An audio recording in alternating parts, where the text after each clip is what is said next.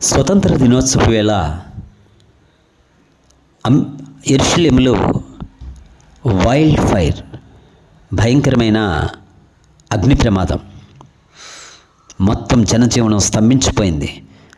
Trains, బస్సులు అన్నీ ఎక్కడికక్కడ ఆపివేశారు. యెరూషలేం ఎమర్జెన్సీ ప్రకటించింది చాలా రోజుల తర్వాత. అంటే ఎమర్జెన్సీ ప్రకటించిందంటే ప్రమాదం ఎంత తీవ్రంగా ఉన్నదో ఒకసారి ఆలోచించేయండి. చాలా ఎక్కడ చూసిన అగ్నికీలకలు, దానికి తోడు ఆ యొక్క గాలులు వీస్తున్నాయి. అదే రీతిగా భయంకరమైనటువంటి ఉష్ణతాపం, వీటన్నిటిని బట్టి అక్కడ పరిస్థితులు చాలా తారుమారుగా ఉన్నాయి.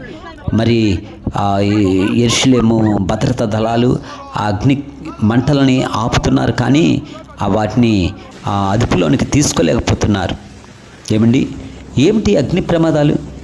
ఈ సంవత్సరంలో మనం చూసినట్లయితే మనము ఇదే మాటను మనం వింటున్నాం.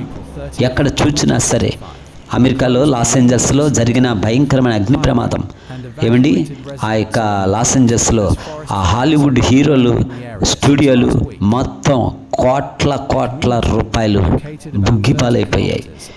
ఈ రోజున ఈ యెరూషలేములో ఇలాగ ప్రపంచంలో అనేక దేశాల్లో ఇలాగే. ఏమిటి ఇవన్నీ మనకు తెలియపరుస్తుంది ఏంటంటే, లేఖనాలను మనం పరిశీలన చేస్తే లోకారంభం నుంచి ఇప్పటి వరకు అట్టి శ్రమ కలగలేదంటున్నాడు. ఆయన రాకడ దినాల్లో ఉండే శ్రమ ఇది. మనము అది గమనించాలి.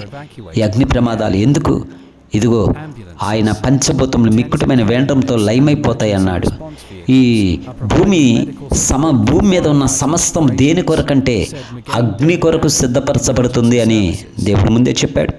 మలకి గ్రంథం 4వ అధ్యాయం 1వ వచనంలో అది చేసిన నేరమును బట్టి దానికి శిక్ష విధిస్తును అని ఆయన చెప్పిన మాట నెరవేరుతుంది. ఓ ప్రక్క ఈ అగ్ని ప్రమాదం ఉంటే, మరో ప్రక్క ఆ యెరూషలేం మందిరం ఉన్న ప్రాంతంలో భయంకరమైనటువంటి ఇసుక తుఫాను. ఒకసారి ఆలోచించేయండి, ప్రజల యొక్క పరిస్థితి ఎలాగుందో. యెరూషలేం పని అయిపోయినట్టేనా మనం అనుకుంటాం, కానీ దేవుడు దానిని విడిచిపెట్టాడు. దేవుడు దానిని కాపాడుతూనే ఉంటాడు. అయితే జరుగుతున్న ఈ విషయాలన్నీ మనం చూచి మనము ఆయన రాకడ దగ్గర అనేటువంటి విషయం మనం గుర్తించాలి. ఎన్ని సంభవాలు జరిగినా యెరూషలేం మాత్రం నిత్యము అది దేవుని చేత కాపాడబడుతూ ఉంటుంది.